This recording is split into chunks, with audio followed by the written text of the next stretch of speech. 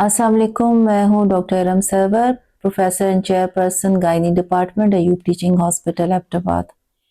आज हम एक और टॉपिक पे बात करेंगे जो कि बहुत ज़्यादा कॉमन देखा गया है, और वो है बेबी की जेंडर रिवील के बारे में।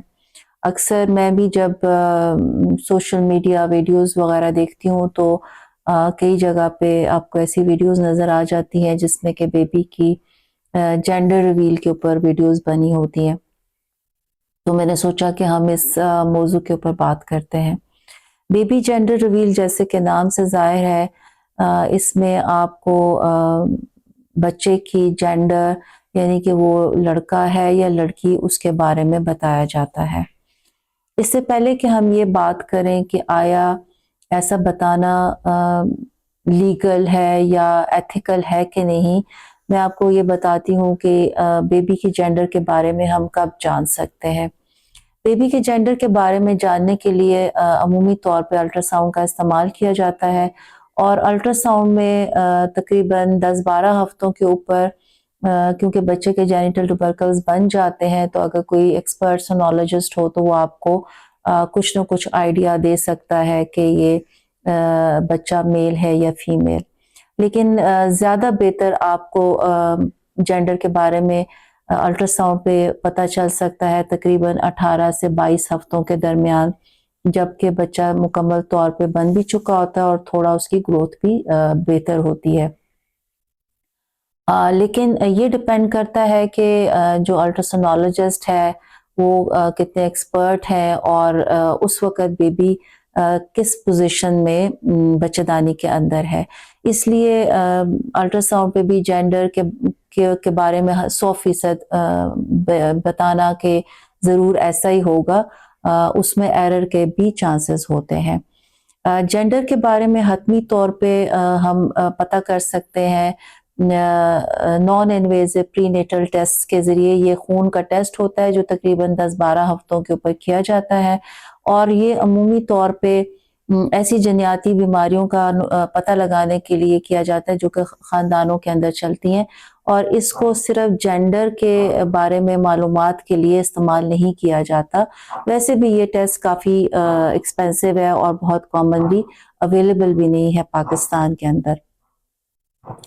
जेंडर रिवील का तो मैंने आपको बता दिया कि ये कब आपको बेहतर पता चल सकता है।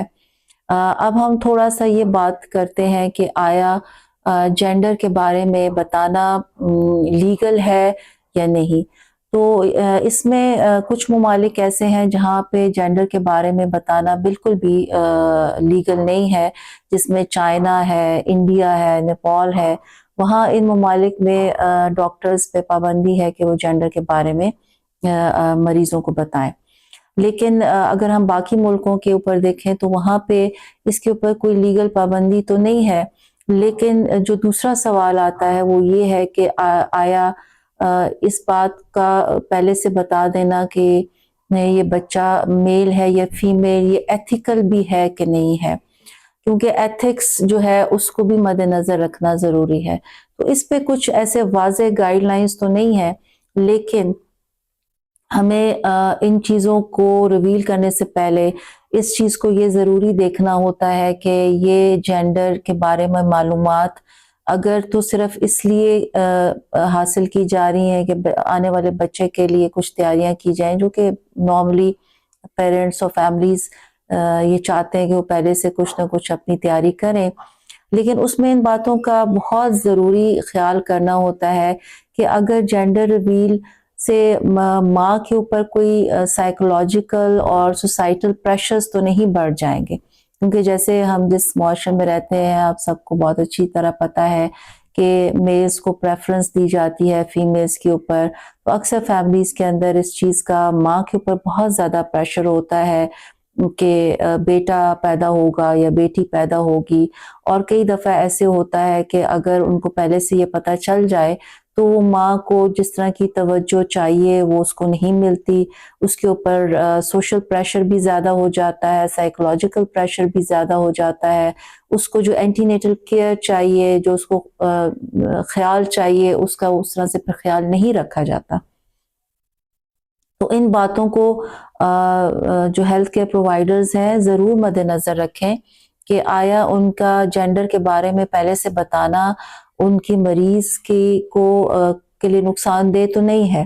یہ ایتھکس کا پہلا اصول ہے کہ ہم نے مریض کو نقصان نہیں دینا ہے. تو اس لیے اور دوسری بات یہ ہے کہ جو سب سے اہم بات ہے کہ جینڈر چاہے میل ہے یا فیمیل ہے اس کو آپ تبدیل نہیں کر سکتے اس ٹائم پہ. تو اس لیے اس چیز کے اوپر بہت زیادہ سٹریس دینا بھی میرے خیال میں اس کے اوپر بھی ضرور ہمارے معاشرے کو سوچنا چاہیے. اور پھر سب سے اہم بات یہ ہے کہ چاہے لڑکا ہو یا لڑکی وہ اللہ تعالیٰ کی طرف سے آپ کے لیے یا رحمت ہے یا آپ کے لیے نعمت ہے. اور صرف آپ اس چیز کی اہمیت کو سمجھنا چاہیے کہ چاہے لڑکا ہو یا لڑکی اس کا صحت مند ہونا اور اس کی ماں کا صحت مند ہونا ضروری ہے تاکہ اس آنے والے بچے کو بہتر طور پہ وہ پرورش کر سکے. امید ہے کہ آپ کو ان معلومات سے کچھ فائدہ ہوا ہوگا. بہت شکریہ.